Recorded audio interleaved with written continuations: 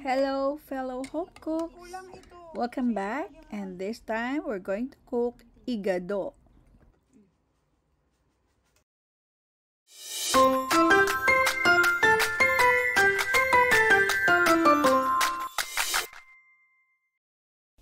First, let's prepare the ingredients. Okay. So, ito po yung aming meat. Binabad po niya sa toyo at saka bay leaves. Nilagyan mo ba ito konting suka? Suka at saka paminta. Okay, meron siyang konting pamintang durog at saka suka. Okay.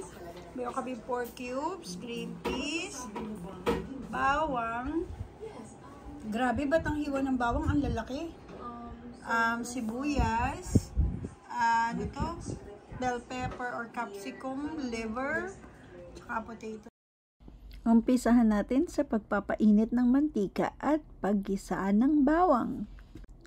Ang igado ay isang putaheng Ilocano.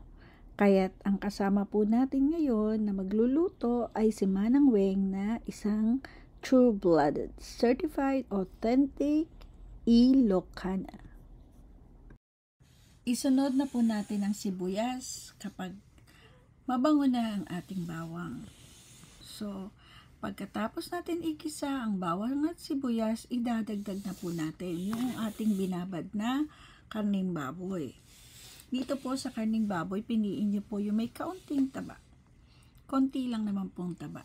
Actually po, pag ako nagluluto ng igado, talagang ang hiwa ko ng karning baboy ay pahaba.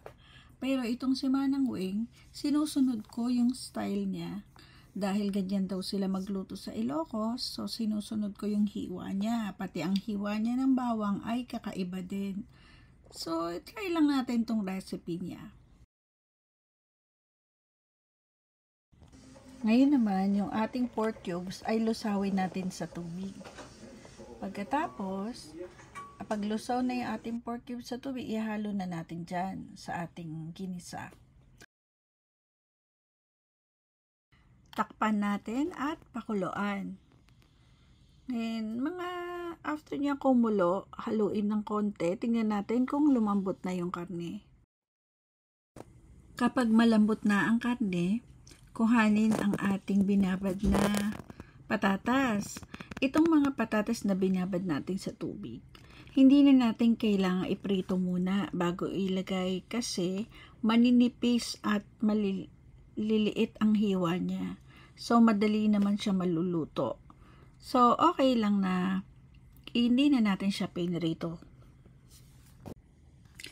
Kasunod nitong patatas, kuhanin nyo na yung inyong ginayat na carrots. Same sa patatas, hindi na rin natin ipiprito yan muna, no? Kasi ano naman maliliit at makinipis naman ang hiwa niya. Kaya lang, konti lang nilagay kong carrots dito. Kayo, kung gusto nyo mas maraming carrots, pwede nyo pong dagdagan. Ang susunod naman sa carrots ay yung atay. So, talagang mas preferred ko ang pahabang hiwa. Kaya itong ating atay, hiniwa ko ng pahaba.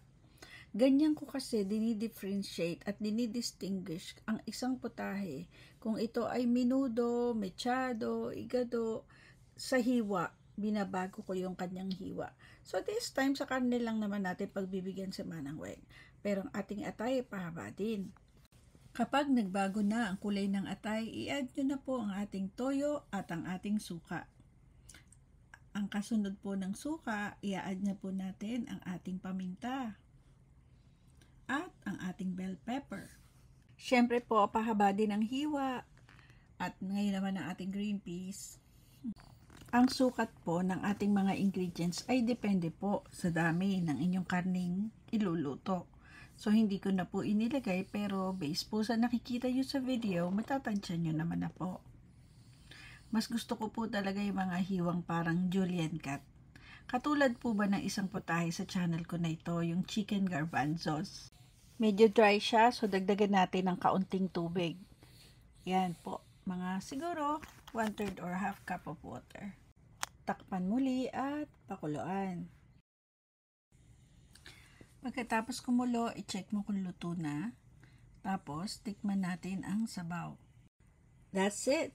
Luto na po ang ating igado. Ihain nyo po habang mainit pa kasama ang mainit na kanin. Sana po ay nagustuhan ninyo ang video na ito at kung inyo pong nagustuhan, pakiclick naman po ng like.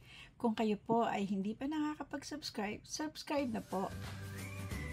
Salamat sa panonood. Hanggang sa muli.